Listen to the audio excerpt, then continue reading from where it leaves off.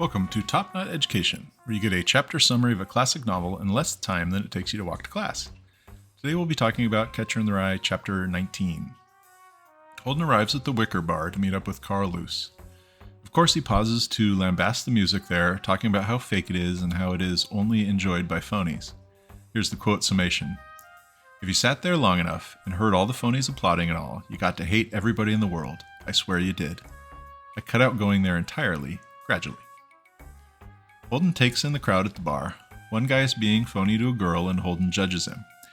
He decides that everyone else is a flit, which is early 20th century slang for homosexual. Holden begins to reminisce about Carl Loose, who he's there meeting. Loose was apparently an expert on homosexuals. Here's the quote. He said half the married guys in the world were flits and didn't even know it. He said you could turn into one practically overnight, and if you had all the traits and all. He used to scare the hell out of us. I kept waiting to turn into a flit or something. The funny thing about old Loose, I used to think he was sort of flitting himself, in a way. Holden then goes on to describe Loose's behavior, ranging from using the bathroom with the door open to sticking his finger in your butt constantly as a joke, called goosing. Salinger is setting up another bit of dark comedy. As with most other names, Loose's name is a pun. In this case, it means light, as in Lucifer the Lightbringer, among other matches. It could be a reference to Loose's potential homosexual proclivity, as in another 20th century slang, light in their loafers, or his knowledge, as he's the smartest guy Holden knows. It could even be a pun on Lucifer, if you read Loose's character as poorly as I tend to. When Loose arrives, Holden makes a joke about the flits, but Loose isn't going to play his games. He asks Holden when he's going to grow up. Despite this rebuff, Holden starts peppering Loose with questions about his sex life. Loose calls his old girlfriend a whore, which bothers Holden.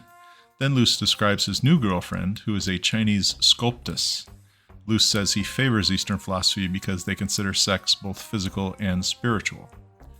Holden is impressed, but the reader isn't sure he should be. Holden's always critical of phonies, but he likes Loose, yet Loose is the phoniest character we've met thus far. He is impossibly refined, dating an impossible girl for ridiculous reasons.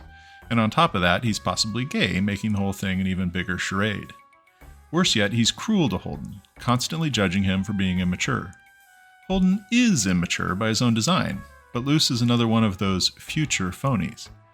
If Holden is looking for an authentic identity to grow into, Loose isn't it.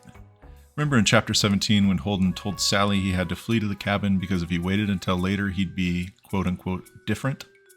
Loose is a demonstration of what Holden could become. Refined, mature, and completely phony. Loose's father is a psychoanalyst, and Loose recommends Holden get professional help. Holden asks if Loose has ever been psychoanalyzed by his own father. It's polite, but it's also a backhanded insult to the quality of Loose's general character.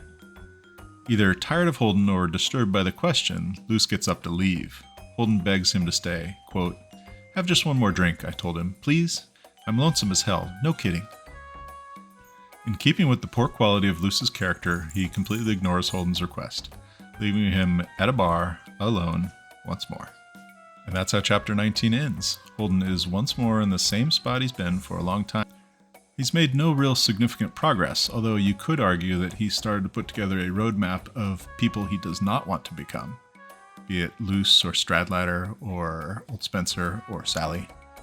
Will he find someone, a role model, perhaps, that does impress him? Not sure. We'll have to keep reading. In the meantime, get to class.